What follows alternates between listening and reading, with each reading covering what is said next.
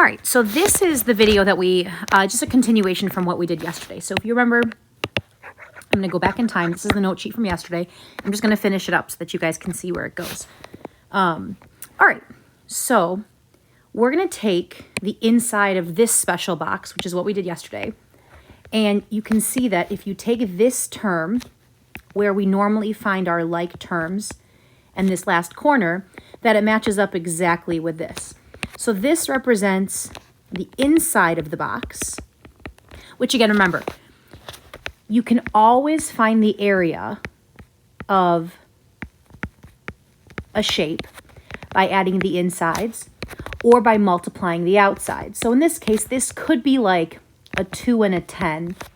And then if this is 80, this would be 2, and then that would make that 40, which that would make this 2 times 50, because 10 plus 40 is 50, and 2 times 50 is 100, which is the same thing as what you get when you add these two up.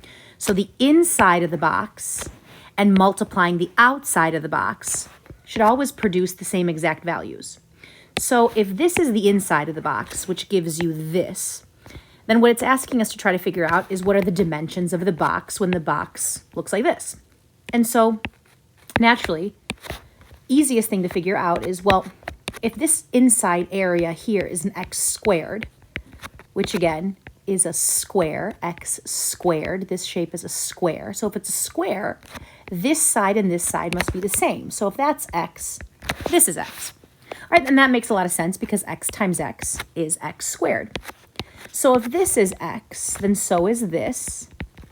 And if the area of this is 5x, and the size of this side is x, then the size of this side must be 5 to produce this 5x.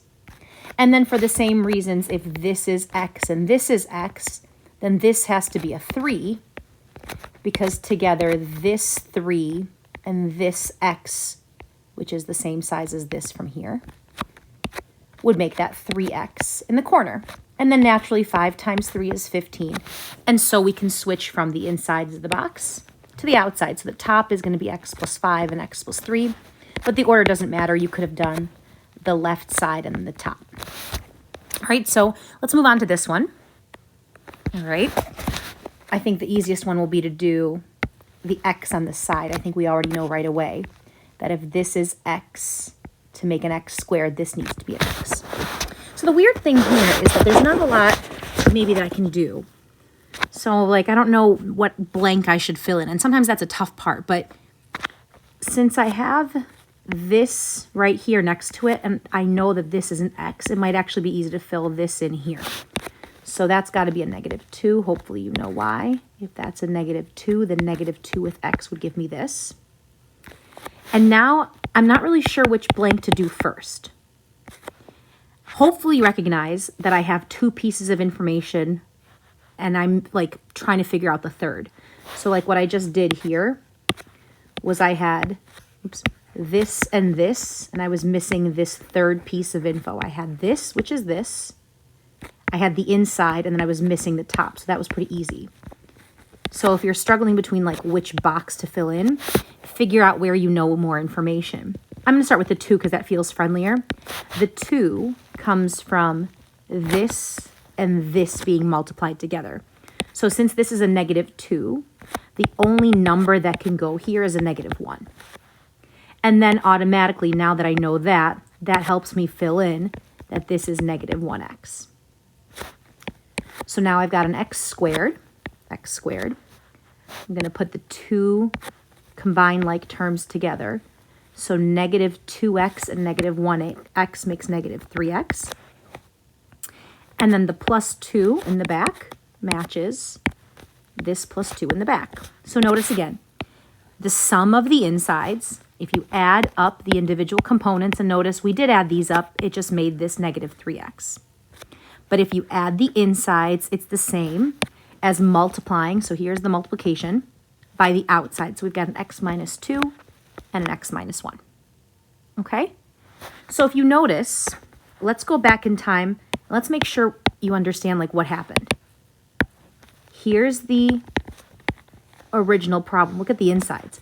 Look where we see these. This 2 is in this corner box, that x squared from that corner, and the negative 3x's came from the diagonal. If the same pattern holds true, then I think I know what to do in the next example. If we look here, the 15 came from that corner, the x squared came from this corner, and the 8x came from the diagonal. So now look, now I've given you this x squared plus 4x minus 21. I can create that box. And again, look at all the things separating these terms. It's all pluses and minuses. That must mean that this represents the inside of the box because the inside of the box gets added and subtracted. There's no multiplication going on here, which means I didn't tell you this or this. I'm telling you the inside. And if you go back to this example, the first term from the corner and the back term from the bottom. All right, that makes it pretty easy. Fill in this x squared here. Fill in the minus 21 here. The 4x is going to come from both of these together. So I'm not really sure what to put in here because if you notice in this example, this was an 8x, but notice neither of these are an 8x, but together it makes an 8. And there's lots of ways I can write a 4. Maybe this is 2 and 2.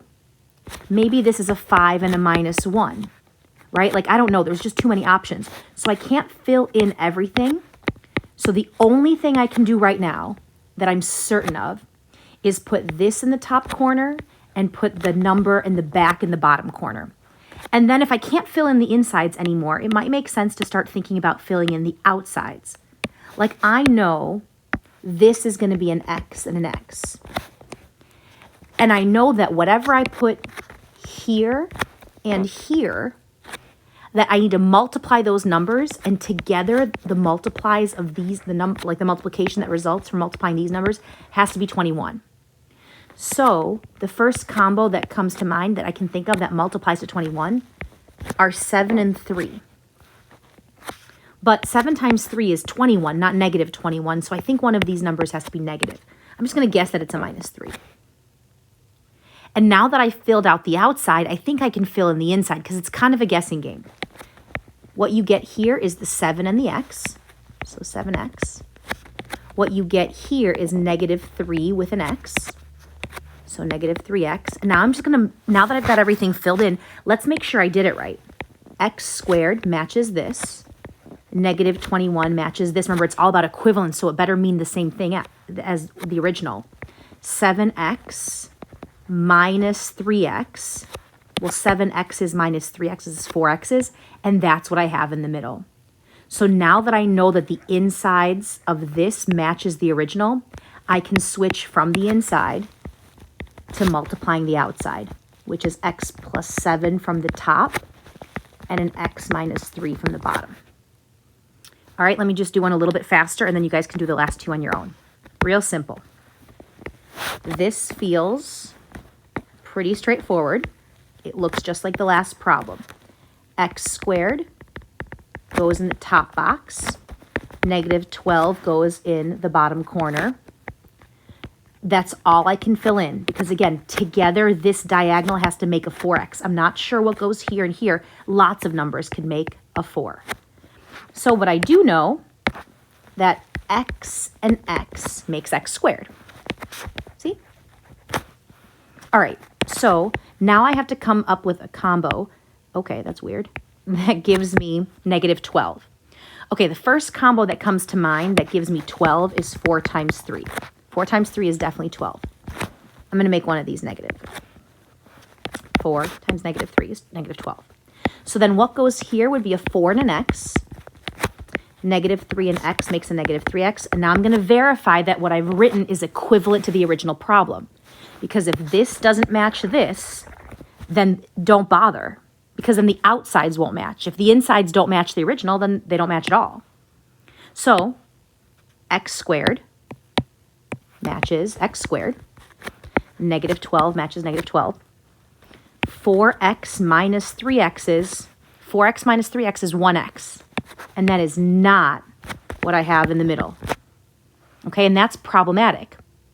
So All I have to do is what I did was I made a wrong choice somewhere along the line. It's no big deal. I'm going to backtrack a little and say, I wonder where I made my mistake. I definitely didn't make my mistake here or here. This always comes from here. This always comes from here. Okay, so that wasn't my mistake. X times X, I'm certain is X squared. So that can't be the mistake. So I think what I did was I chose the wrong numbers.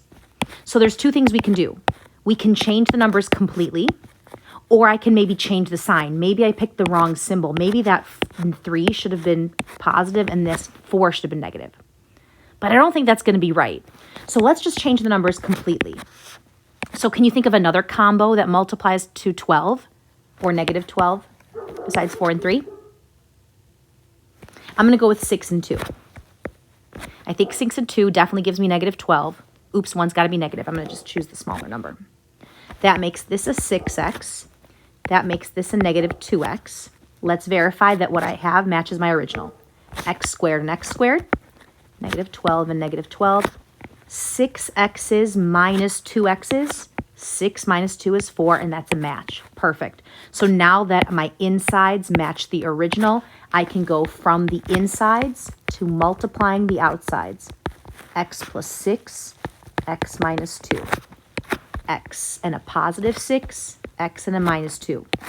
Since I gave you the insides, you give me the multiples on the outsides. And again, this is what's known as a factoring. You changed an addition and subtraction problem into a multiplication problem, right? Do you see the multiplication between the two?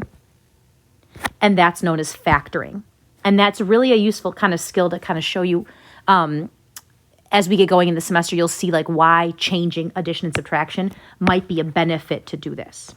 All right, so these next two problems, I'm going to hopefully give a little quiz on Schoology that will help you get a little more practice on that. All right, hope that helps.